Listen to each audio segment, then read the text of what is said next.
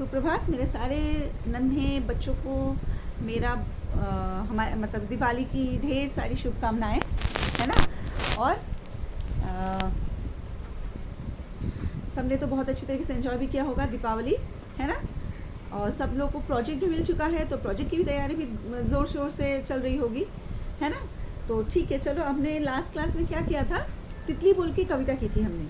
आज हम लोग चैप्टर 7 करेंगे, जो कि एक स्टोरी है, जहाँ चाह वहाँ राह, जिसे हम लोग इंग्लिश में कहते हैं where there is a will there is a वे।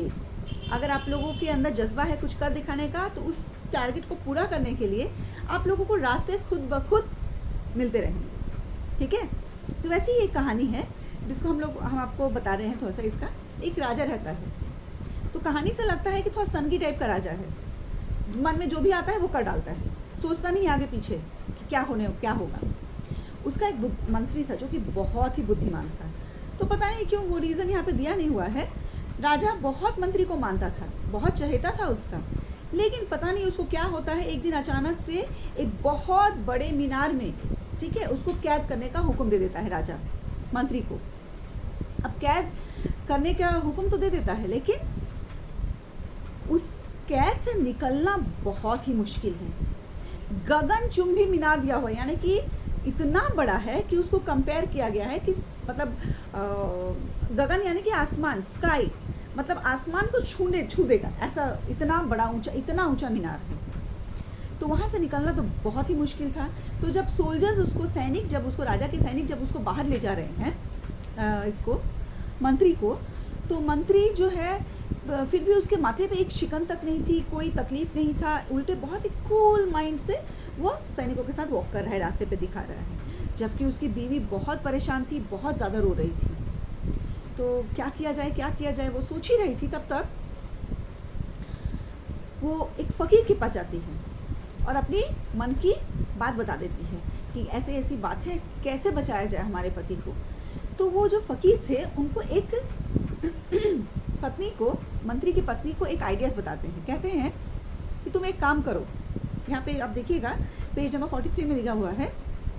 वो बताते हैं कि तुम एक कीड़ा लो और उस कीड़ा को एक मिनट, हाँ, भृंग नाम के कीड़े को पकड़ो और उसके मूंछों, यानी कि उसके जो टेंटिकल्स है उसमें शहद लगा दो, और उसके पीछे, हाँ, कीड़ा के इसमें मूंछों, उसके पूंछों के बालों पर शहद की मूंछों के बालों पर शहद की बूंदें डाल दो।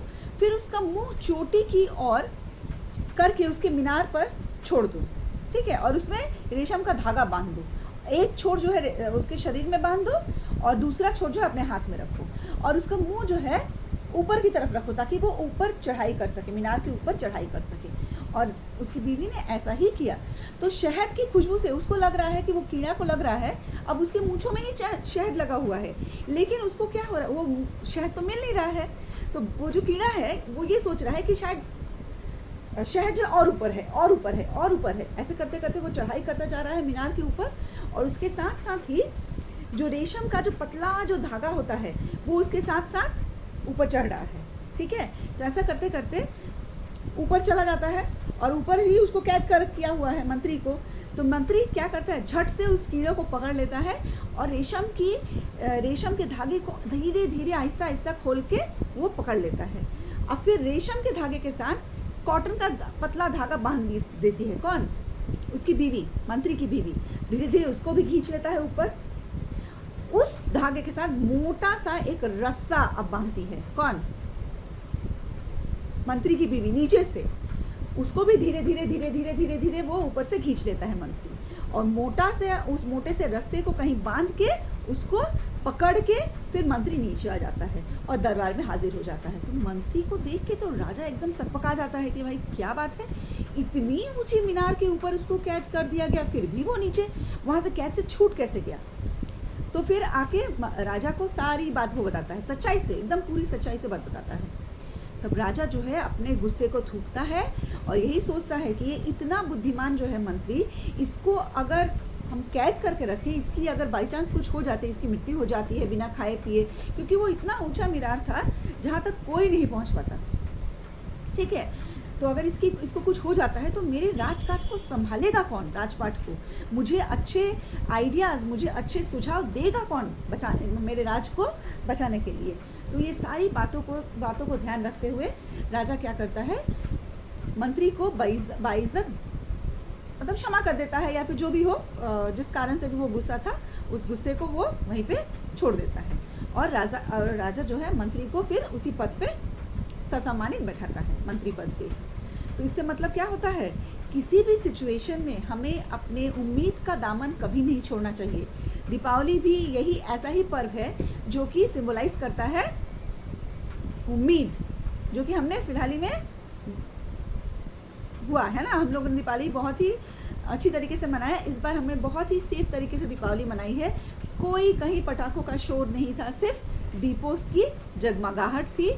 और दीप सिंबलाइज करते हैं होप, उम्मीद, आशा कि एक ना एक दिन इस कोरोना वायरस से हम लोगों को राहत ज़रूर मिलेगी, मुक्ति ज़रूर मिलेगी, और हम लोग वो करके ज़रूर दिखाएंगे। और धीरे धीरे वो देखा जा रहा है कि ऐसा ही हो रहा है। कोरोना की क्षमता जो है कम होती जा रही है, हम लोग आगे बढ़ते जा रहे हैं कोरोना को हराते हुए। और हम लोग ज़रूर बहुत जल्द एक दूसरे को मीट भी करने वाले हैं, है ना, स्कूल में। ठीक है, इसी उम्मीद के साथ आज हम चैप्टर ख़त्म करते हैं। और आप लोग इस चैप्टर को अच्छी तरीके से रीडिंग कीजिए, और इसके असाइनमेंट हम आप लोगों को बहुत जल्द भेजते हैं। ठीक है, टिल देन बाय।